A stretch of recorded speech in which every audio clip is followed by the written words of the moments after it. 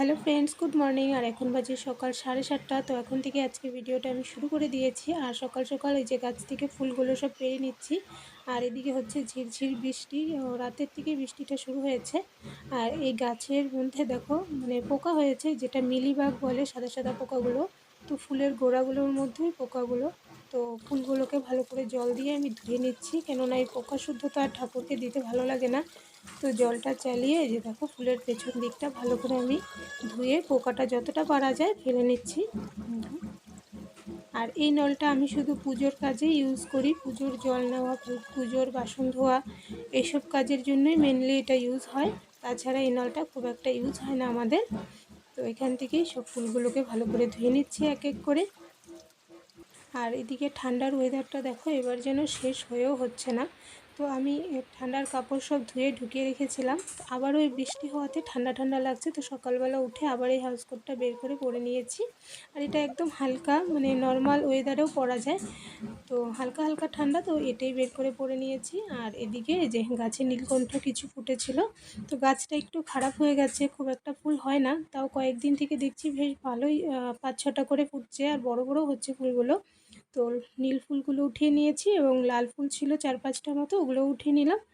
আর গাছগুলোতে মাত্র নতুন নতুন কড়ি আসছে, এখনও সেভাবে ফুল ফোটা শুরু হয়নি। তো তার মধ্যে থেকে 2-1টা করে মাঝে মধ্যে ফুটে, তো ওখান থেকে উঠিয়ে নিই। আর এদিকে দেখো গাঁদা ফুলের গাছগুলো, তো এবার গাঁদা ফুল বেশ ভালোই ফুটেছিল। আর সব গাছগুলো প্রায় শেষ, বড় গাঁদাগুলো তো শেষ, এখন ছোট গাঁদাগুলোর কয়েকটা চারা রয়েছে। তো যেগুলোর মধ্যে এরকম ফুল আছে ওখান থেকেই উঠিয়ে নিই। আর যেই চারাগুলো একটু নষ্ট হয়ে যাচ্ছে ওগুলোর থেকে ফুল উঠে উঠে একটা একটা করে গাছ উঠিয়ে দেওয়া হচ্ছে। তো এদিকে 2-3টা গাছ বেশ ভালো ফুল ফুটেছে। আর এদিকে সব ফুল উঠিয়ে নিলাম, আর কয়েকটা দূর্বা উঠিয়ে নিয়েছি, কেন কি গণেশ ঠাকুর আছে যেহেতু ঘরে, গণেশ ঠাকুরকে দূর্বা দিতে হয়, তাই কয়েকটা দূর্বা উঠিয়ে নিয়েছি। আর এদিকে ফুল সব উঠিয়ে নিলাম। সকালের বাসি কাজগুলো সব সারা হয়ে গেছে, ওগুলো সেরে আমি স্নান করে চলে এসেছি ঠাকুর ঘরে। আর ঠাকুর ঘরে আসার আগে আমি কিন্তু ভাত বসিয়ে এসেছি, কেননা হাজব্যান্ড ডিউটি যাবে। তো আমি যতক্ষণ পুজো দেবো ততক্ষণে ওদিকে আমার ভাতটাও হয়ে যাবে, তাই ভাতটা বসিয়ে তারপর ঠাকুর ঘরে ঢুকলাম।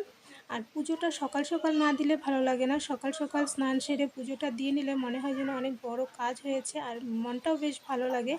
তো পুজোটা পড়ে থাকলে ভালো লাগে না, তাই আমি চেষ্টা করি সকাল সকালই পুজো দিয়ে তারপর কিচেনের সব কাজগুলো কমপ্লিট করার। আর তারা থাকলে অনেক সময় ভাতটা বসিয়ে দিয়ে তারপর ঠাকুর ঘরে ঢুকে যাই। তো যতক্ষণ আমার পুজো দেওয়া হয় ততক্ষণ ওইদিকে ভাতটাও রেডি হয়ে যায়।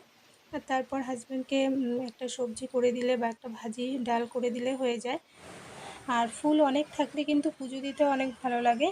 তো আজকে তো গাছে বেশ অনেক ফুল ফুটেছিল, যে কারণে ঠাকুরকে দিয়েও ফুল বেশি হবে, তো আমি ওগুলো দিয়ে আসনটা একটু সাজিয়ে নেব।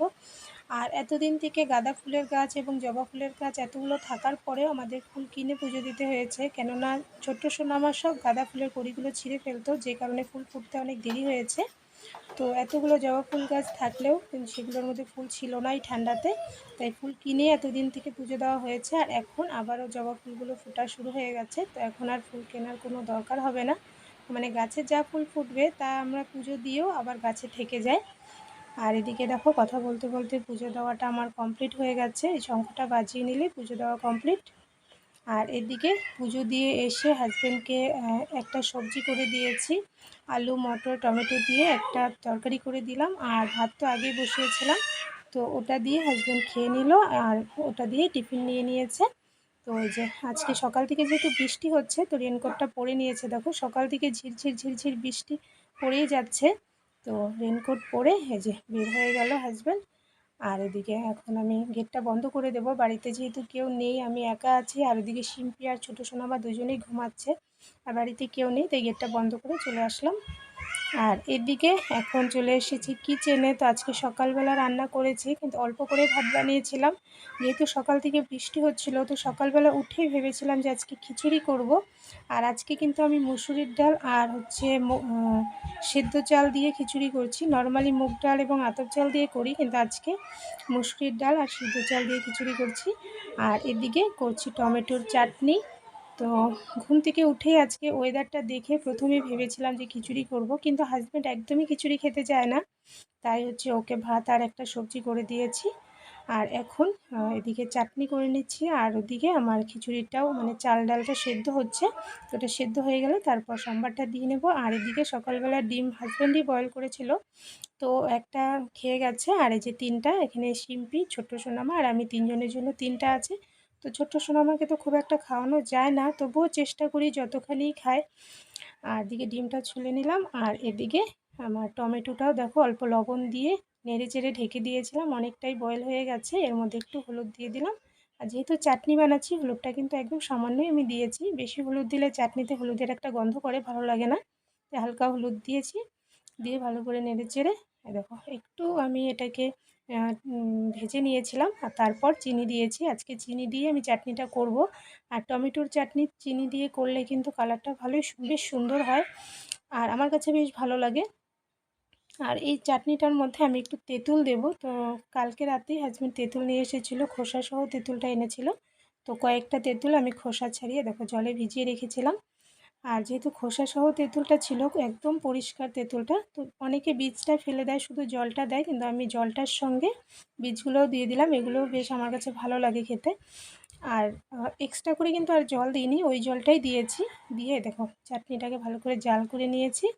চাটনিটা আমার রেডি, এরকম হালকা একটু ঝোল ঝোল রেখেছি, ঠান্ডা হওয়ার পর এটা আরেকটু ঘন হয়ে যাবে।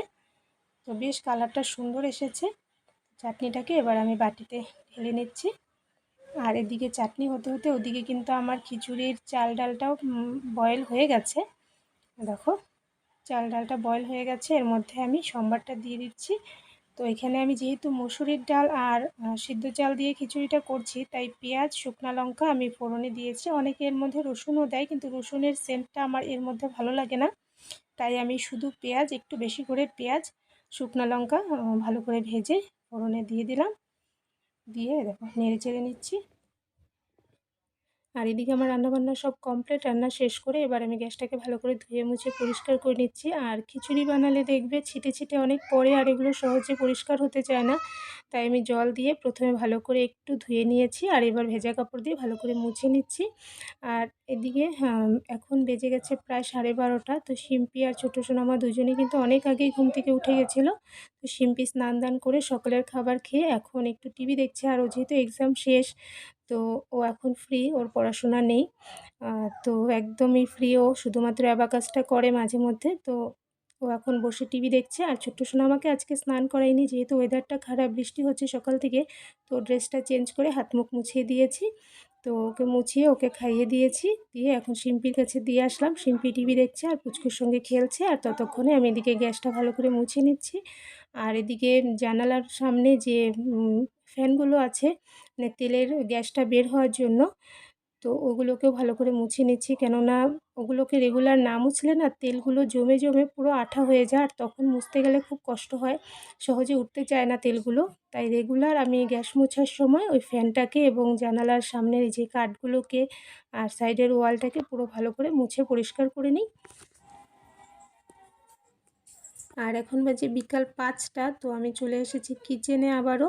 তো সন্ধ্যার টিফিন বানাবো। আর এদিকে এসেই প্রথমে একটু ময়দা মেখে নিচ্ছি। তো ময়দাটাকে খুব ভালো করে নরম করে মেখে নিচ্ছি।